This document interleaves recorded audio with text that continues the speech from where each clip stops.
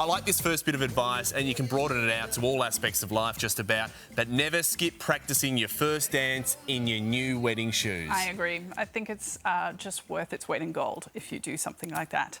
And then even an extra bonus if you can sneak the couple into the venue beforehand so that they can actually practice on the dance floor itself. Because a lot of the time we're creating these custom dance floors, so they can't actually get to try them. Go and test out the beforehand. parquetry. Yeah. Exactly, and then they could do a little photo shoot, a little practice. Yeah, so I think it's really worth its weight in gold. So you don't slip over like we are seeing now. Tip number 2, you'd never book a venue without having a wet weather plan. Absolutely. I think this is a non-negotiable. It's so important to have that. I think it's just going to save a lot of stress, just a lot of drama in the day. It can be a slightly bigger investment to have an indoor as well as an outdoor, but I think it's just worth its weight in gold. Fiona, you advise people to never cut corners on the guest experience. What do you mean by that?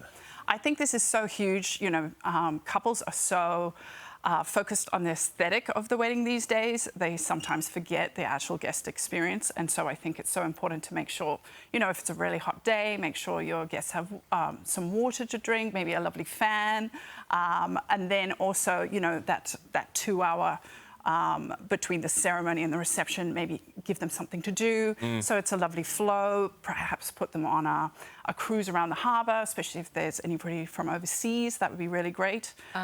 Maybe add like a live illustrator or a 360 photo booth or something that just kind of adds a bit of an experience. Don't let them fend for themselves. OK, you would never Google how much the average cost of a wedding is. Why not? I think ultimately, I mean, it's great to maybe start that at the beginning, but there's a lot of conflicting information out there. Obviously, there's also TikTok and Instagram, which is adding to that confusion. But ultimately, what I like to do is choose the amount of money that you'd like to spend on your day and then reverse engineer it. Go back, and that's what we like to do with our clients. And work backwards from that point. Exactly. Hey, you say that you'd never hire your friends or family as vendors. Is that like putting your uncle behind the bar? What do you mean by that? Yes, I think ultimately you just have to be very careful. It's very cautious because you don't want to potentially put a lot of pressure on people. And then what happens if something goes wrong? It does get a little tricky. You don't want to damage those relationships.